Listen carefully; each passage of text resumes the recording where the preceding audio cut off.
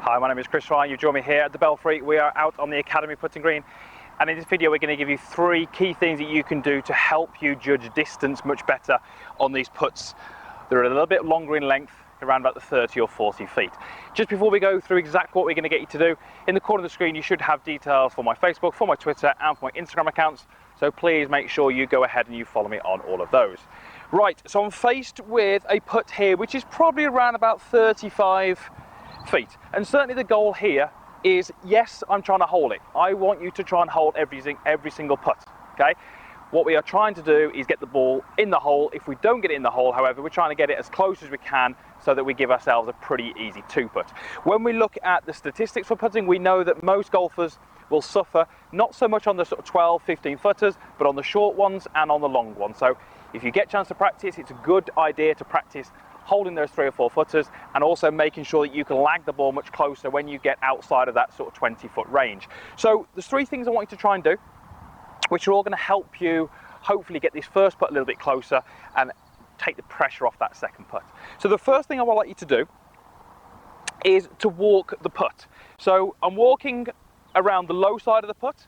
So I'm going to walk around this left-hand side here, and as I'm doing this, I'm starting to look at the putt from different angles. So this is a very, very different view now. It looks very, very different than it did back there. I'm then going to walk around the back of the hole, and I'm going to walk back on the high side. And I'm really trying to pay close attention to what is happening around the actual hole itself. That's when the ball is going to have its lowest speed, and that therefore is going to be when that ball takes the most break. Now, as you're walking around that putt, subconsciously your feet are going to be picking up lots of different bits of information. They're picking up different slopes, they're picking up where you're walking uphill, downhill. You're going to subconsciously pick up a lot of information that's going to help you when you come to hit that putt. So I've got a good idea of what's happening over there. As I walk towards the hole, I can definitely see that it runs away at the back there. So once it gets past the hole, there's a little bit of a downslope. That's some really good information that I need to know. So that's point number 1, is to walk the putt and pick up some information. Now, the topic of slow play is definitely a hot one at the moment. There's a lot of talk about that. Just be a bit more efficient when you do this. While your playing partners are maybe sort of getting their putters out the bag while they're marking their ball, you can be doing this. Don't wait for it to be your turn to putt and then walk the hole, because that will hold up play. Make sure you're efficient. Make sure you do this whilst the other playing partners are preparing, and it won't slow up play. So point number 2 is to make your practice strokes whilst looking at the hole. So I tend to take 3 practice strokes, and I would always tend to look at the hole as I do this. Now, when I take my 3 practice strokes, you'll notice that there's no sort of break between each of those. I'm trying to make it 3 continuous strokes without any break. And as I'm doing that, I'm not really paying too much attention to how far the putter's going back or through. I'm just letting that happen naturally due to what my eyes see and what my body feels. So I'm not really paying, I'm not really thinking about, am I accelerating, am I taking the putter back this far, this far. That's when we start to get into too many thoughts, and those longer putts are going to end up too far away from the hole. So take your setup well inside the ball, take a look at the hole, and then make some practice strokes. Now, a lot of golfers will actually take their eyes from the hole back to the ball as they're doing this. So as they're making their practice strokes, their eyes will go from the ball to the hole and then back again. And again, all we're trying to do is let your eyes take in the situation that's ahead of you, and that's going to feed your body, and that in turn is going to go through into the golf club.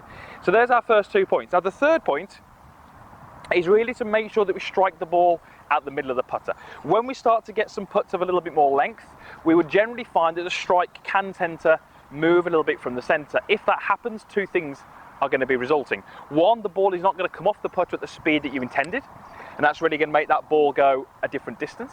And secondly, if we don't hit the middle, there's going to be some twist in the putter. That's going to affect the direction that the ball goes in. So if we're compromising the direction and the distance, it doesn't take a genius to work out. That's going to mean that we're not going to be as close with this first putt, and we're going to put too much pressure on yourself for that second putt. So point number 3 is to try and focus on the bit of the ground that the ball is resting on.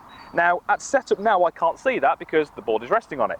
My goal is to try and hit that ball and try and focus on the ground that the ball is resting on.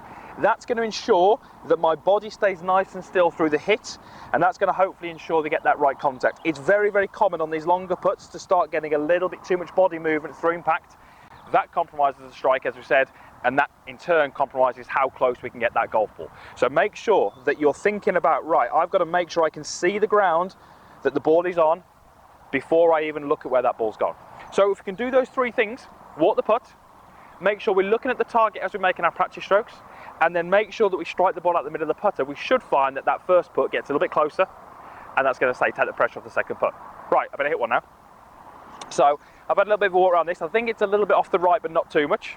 So I've already walked the putt. I'm now going to do my practice strokes, looking at the hole.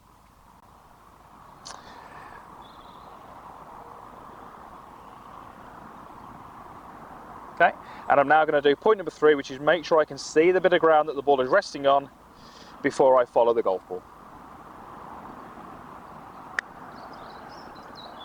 Okay, and slight misread, but the pace on that was about perfect. That's rolled about a foot past, so even though I didn't quite read it correctly, then that was a pretty good putt, and hopefully I could tap that one in. So the golfers who are going to struggle the most are the golfers who walk up onto the green, mark the ball, don't really walk the putt. When they make their practice strokes, they're not really looking at the hole. Then they walk in, they have a couple of glances, little bit of early movement, and that's really going to compromise, as I said, a lot of those things. That ball's finished a couple of feet short, it's definitely gone a bit more right, and that's definitely going to be harder for me to hold that next putt, and that's where the 3 putts start to come in. So if you are struggling with 3 putts, let's focus on getting that first putt a little bit closer. That's going to take the pressure off that second putt, and that's certainly going to lower your scores. This is a fantastic area for you to shave some shots off your score without too much technical change, just a process and a routine that's going to hopefully help you putt a little bit better. So thank you very much for watching.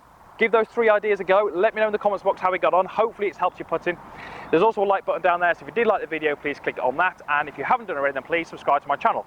Loads more videos on there and more being uploaded weekly, so please, as I say, click on that subscription link and it'll make sure you don't miss any of the new content. Right, thank you very much for watching, and we'll see you again next time.